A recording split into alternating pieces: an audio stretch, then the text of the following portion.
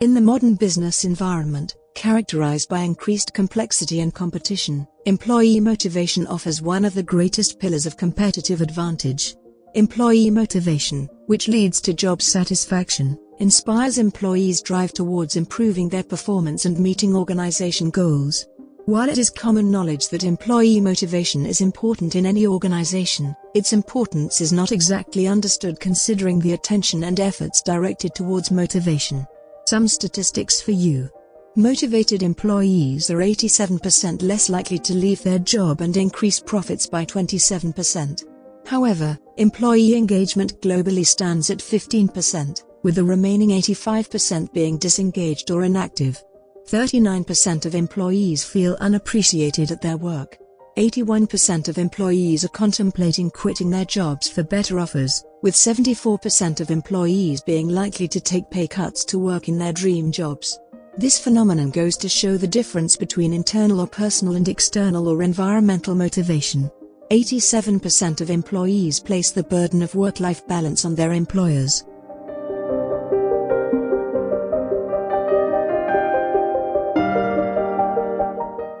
Compensation is a common approach used to motivating employees by controlling their behavior to serve organization-wide goals. Monetary and non-monetary rewards are common strategic tools used in effective human resource management.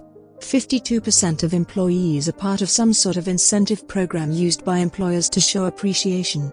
66% of employees are motivated to stay at their job by corporate incentive programs.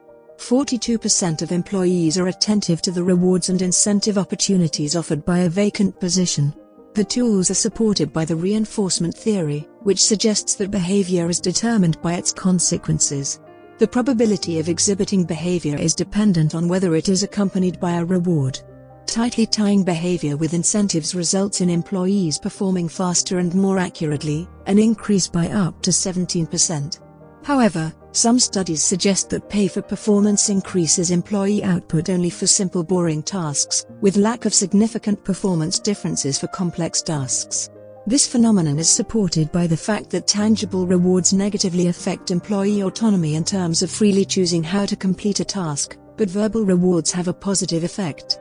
Pay for performance has been documented to lower employee well-being, especially for those who find their jobs boring or monotonous. While pay for performance influences engagement in a particular behavior, it could also be perceived as controlling, which intrinsically reduces the interest to perform.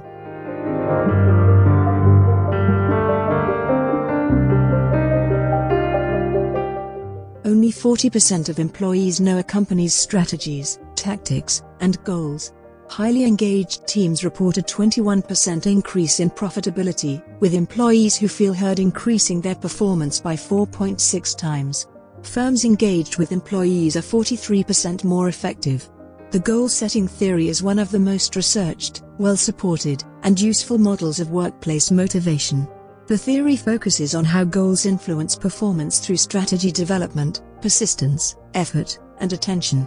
Self-efficacy is the personal belief an individual has that they can perform actions required to attain a desired level of performance through the focus on the link between effort and performance. Difficult or specific goals result in better performance compared to easy goals. The benefits of difficult or specific goals are founded on the reduced ambiguity when it comes to expected levels of performance, which is the exact opposite of do your best goals where external objective standards are not exactly defined. Difficult goals require individuals to devote more resources, but the degree of difficulty should match the employee's skills and task demands. Goal setting should be accompanied by constructive feedback so that employees could make the necessary behavioral adjustments to stay on track with attaining the goals relative to the set requirements. Simply put, feedback and knowledge of results are fundamental in the goal-setting theory of employee motivation. Performance in complex and new tasks is optimized by setting proximal immediate goals. The need for the degree of difficulty in a goal to match employee skills is based on the fact that assigning specific goals in the early stages of skill acquisition demotivates employees and reduces their overall performance. The employee is required to divide their mental resources between learning a new skill and staying motivated to perform or self-regulation. Some studies suggest that self-regulation does not require a whole host of mental resources based on the idea that performance reduction associated with goal setting is linked to strategy searches. Performance drops due to the interaction between goal setting and skill acquisition are solved by breaking down the ultimate goal into smaller manageable sub-goals. Based on the assumption that tasks become easier with skill acquisition, the impact of goal setting on motivation and performance is more pronounced when employees perform well-learned tasks.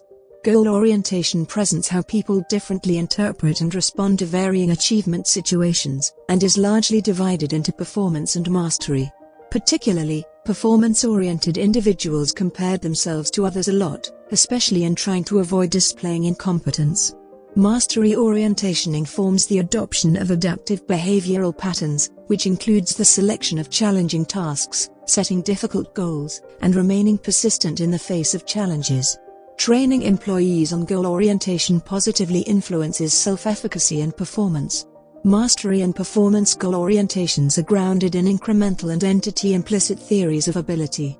Incremental implicit theories suggest that human attributes are changeable, with effort and experience positively influencing one's standing and individuals being more adaptive, persistent, and better at self-regulation. The theories perceive failure as learning opportunities, thereby making learning new things enjoyable. Entity theories focus on individuals who view failure as exposing weaknesses or vulnerabilities, which informs the adoption of strategies that hide or prevent failure. The theorists adopt performance goals, display helpless response patterns when challenged, and have lower self-esteem. Incremental theorists adopt learning goals, display mastery response, and have high self-esteem.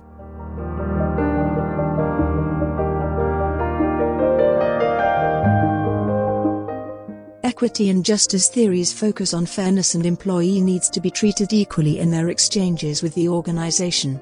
Particularly, the equity theory suggests that employees often compare their inputs, that is, time, ability, skill, and effort, with outcomes, including recognition, reward, and compensation. This comparison further includes the ratios of the same variables that others have.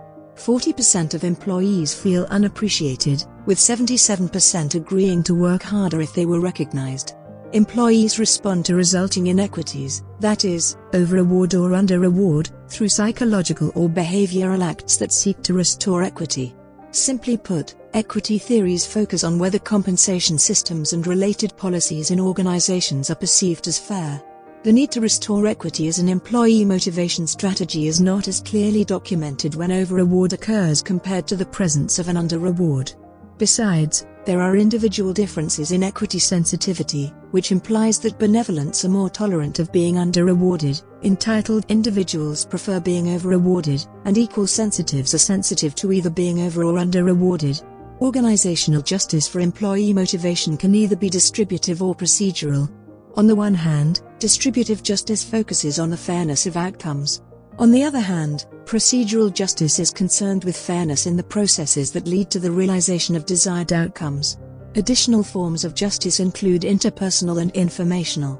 Interpersonal justice focuses on respect and sensitivity towards an individual from others, while informational justice encompasses the quality and accuracy of explanations from others.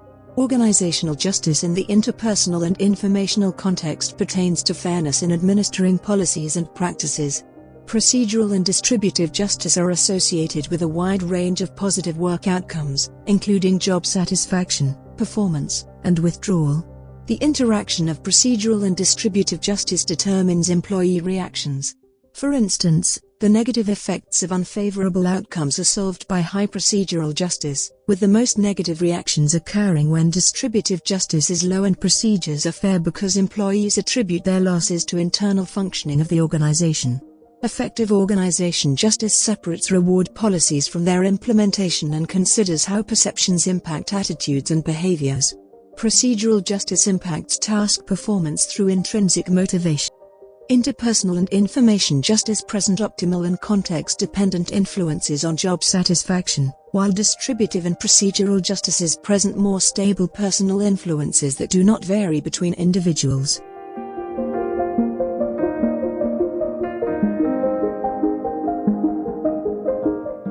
Needs and motives energize and influence behavior when aroused or activated. Deviation from a desired state often explains how needs affect behavior. This deviation leads to internal tension that is known for energizing behavior by placing more value on environmental factors that could minimize the impact of deviation.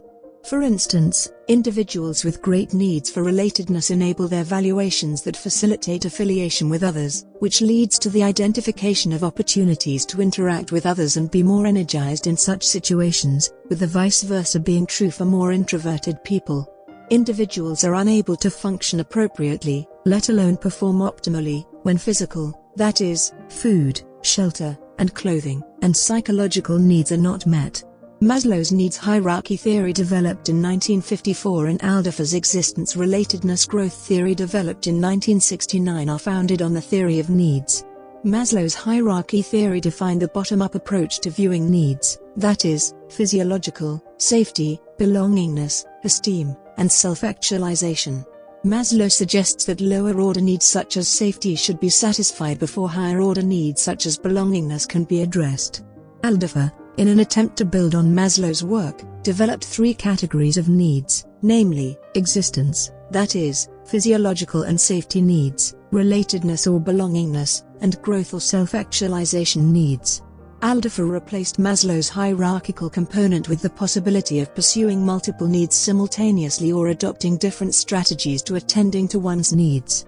The need for affiliation, power, and achievement are central to employee motivation in organizations.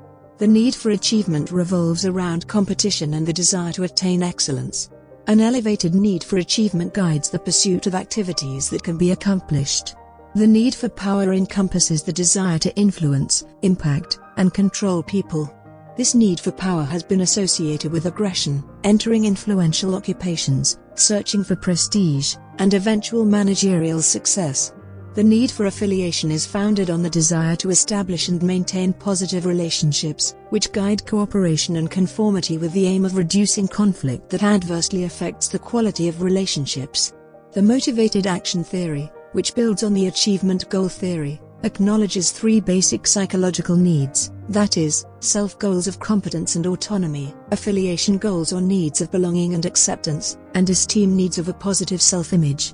Shared needs in animals include comprehension, management, and feelings or thoughts.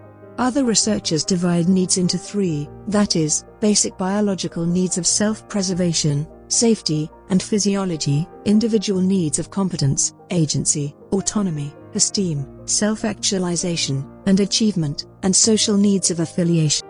Motives are largely differentiated into conscious or self-attributed and unconscious or implicit. The motives have varying origins and behavioral outcomes.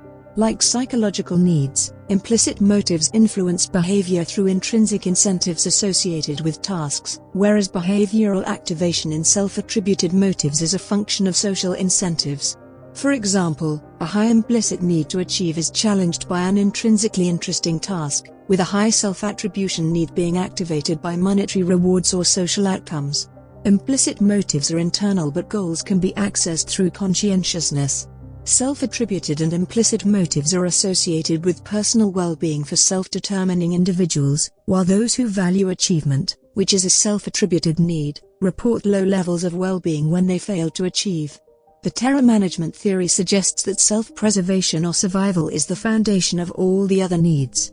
The subordinate needs in the theory include direct needs of food, shelter, and clothing, defensive needs of self-esteem, and self-expansive needs of growth and development.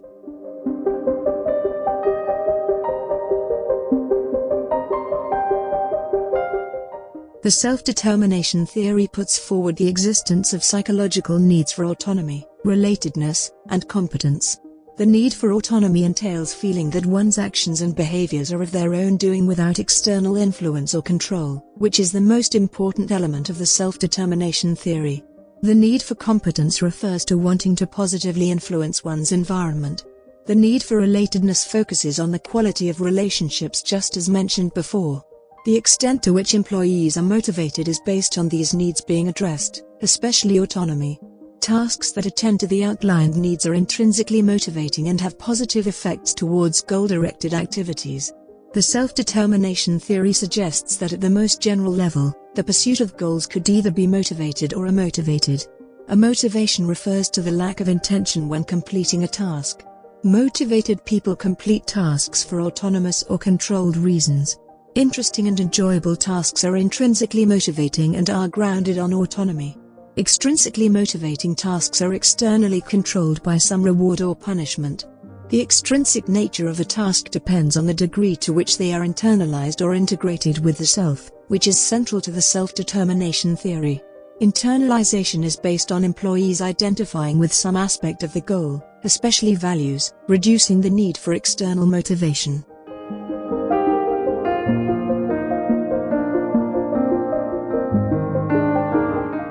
The regulatory focus theory prioritizes the need for growth or development and the need for security. The needs are in line with promotion and prevention focus, in that, promotion-focused individuals who pursue wishes and aspirations satisfy their growth and nurturance needs, while prevention-focused individuals who pursue duties and obligations are more interested in security. Goal-oriented behavioral patterns are different for promotion and prevention-motivated individuals. Promotion-focused individuals minimize differences between actual and ideal self, while prevention-focused individuals minimize differences between the actual and ought selves. Promotion-focused individuals prioritize growth, thereby being more concerned with nurturance needs compared to anything else. The individuals are eager when striving towards goals, are happy when they attain goals, and become sad when they fail. Prevention-oriented individuals tend to focus more on security by avoiding safety threats, with goals being seen as threats as opposed to desirable standards. Prevention-focused individuals are more cautious when striving to achieve goals, become nervous after attaining goals, and are nervous when they fail. Stability and regulatory focus is an outcome of socialization. Nurturing parents inform the adoption of promotion focus, with the focus being potential gains or desired outcomes. Scolding parents raise prevention-focused individuals who are generally inclined towards avoiding potential losses or failures. Promotion-focused individuals are obsessed with positive outcomes, while prevention-focused individuals obsess with negative outcomes.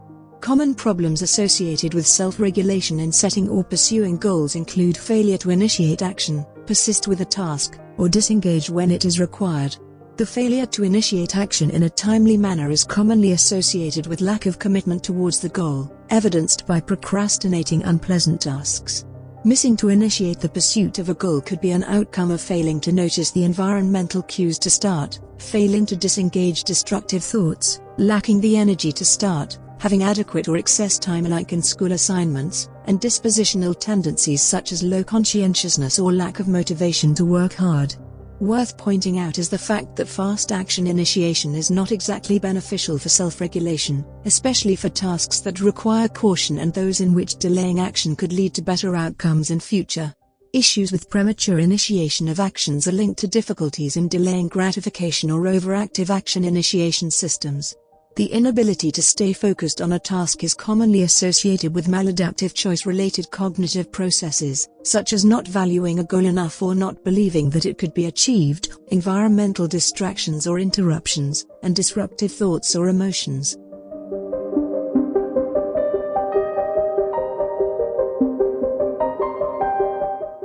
When determining the tasks to undertake or the activities to pursue, individuals assess expectancy, valence, and instrumentality.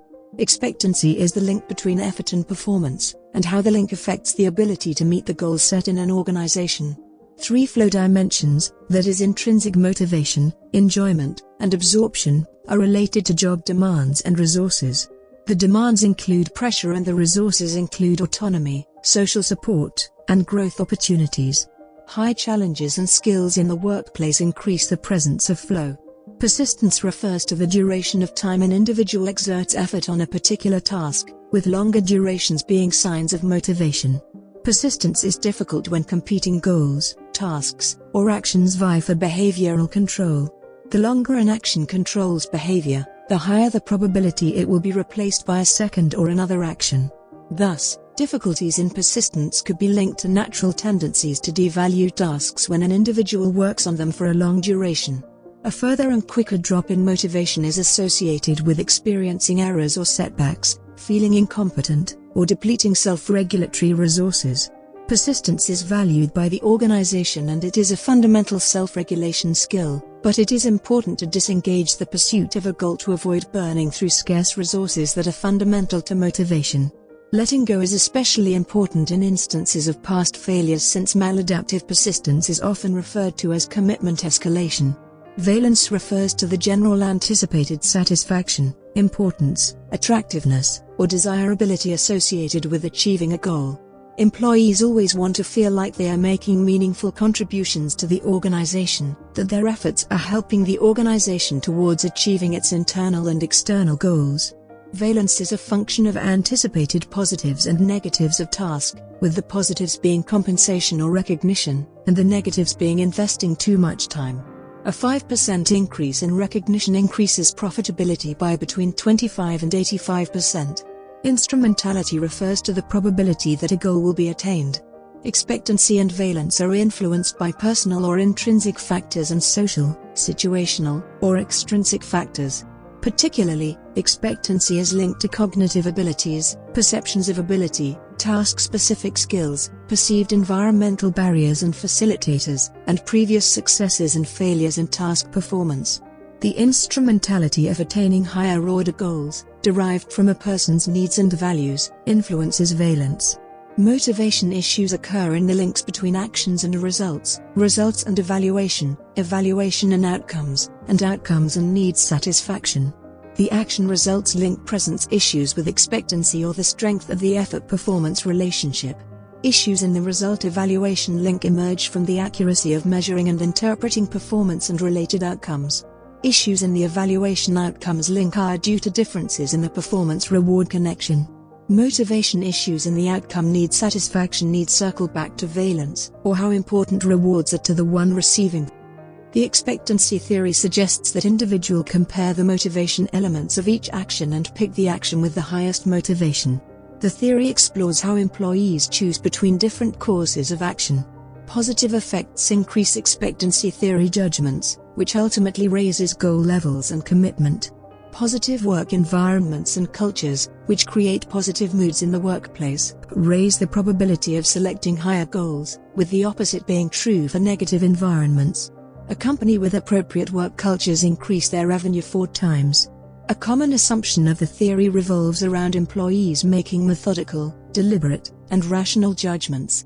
However, decision-making is often constrained by the fact that employees rarely have access to all the necessary information.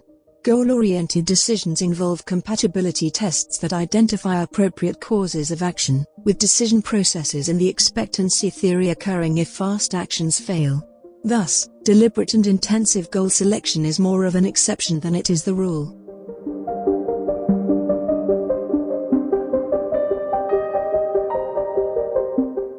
Action state orientation, which is part of the theory of action control and personality systems interaction theory, focuses more on goal striving, which is action-oriented, instead of goal setting, which is choice-based. The action component sheds light on flexibility and adapting to different situations, while state orientation encompasses behavioral passivity and difficulties in transitioning between activities. Components of the action state orientation include hesitation v initiative, preoccupation v engagement, and volatility v persistence. Hesitation pertains to variations in the abilities to take action in chosen tasks. Preoccupation refers to the extent to which individuals express difficulty in avoiding rumination, that is, focusing on negative emotions and outcomes. Volatility covers variations in the ability to stay focused until a task is complete versus starting other tasks without completing existing ones. Hesitation is the strongest and most consistent predictor of job performance and attitudes because it consistently interacts with task routineness, satisfaction, and involvement.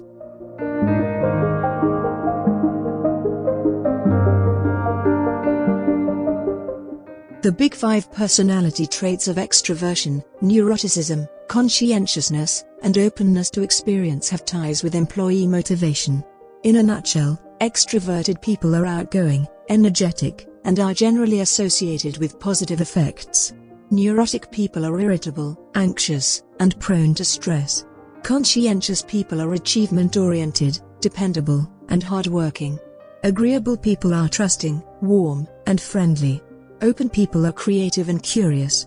We have a series of videos on the Big 5 personality traits, including gender differences, on this channel if that is something that could be of interest to you. Neuroticism and conscientiousness have repeatedly been found to have some of the greatest effects on motivation and performance. All the personality traits have a relationship with goal-setting motivation. Motivation-related personality frameworks follow either the approach or avoidance distinctions. Motivation systems are generally divided into behavioral activation and behavioral inhibition systems. Behavioral activation increases activity and positive emotions, with the opposite being true for inhibition systems. High activation sensitivity is evidenced by increased reactions to rewards, perceptual readiness, and emotional responsiveness. Behavioral activation is linked to impulsivity, sensation-seeking, and achievement orientation. Behavioral inhibition sensitivity implies that individuals are overly sensitive to punishment or lack of rewards and they become more expecting of the negative stimuli. Behavioral inhibition sensitivity, neuroticism, and negative emotions are associated with avoidance, while behavioral activation, extroversion, and positive affects are linked to common approach latent trait.